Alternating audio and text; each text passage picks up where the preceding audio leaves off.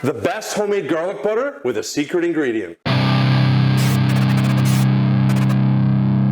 Hey, welcome back to The Average Kitchen. Today I'm going to show you how to make an amazing homemade garlic butter with a secret ingredient. That secret ingredient is a teaspoon of white wine.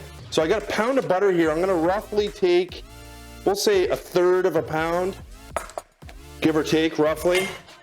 And I'm going to put this in a bit of a bigger bowl just so it's easier for everybody to see. It's probably a bigger bowl than I need, but I'm going to drop that butter in like so.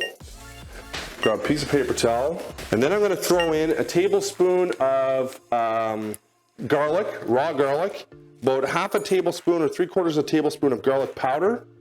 I put that in there like that. I've got a teaspoon of white wine like this.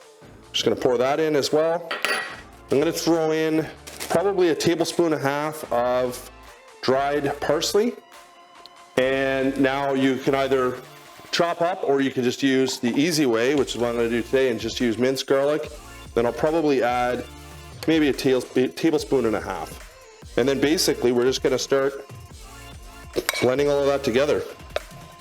So this is just a real quick video to show you how easy it is rather than going to buy pre-made store-bought garlic butter. If you've got some basic ingredients, I mean the white wine is a bonus, you don't need it, but if you've got some basic ingredients at home, you can make a fantastic garlic butter.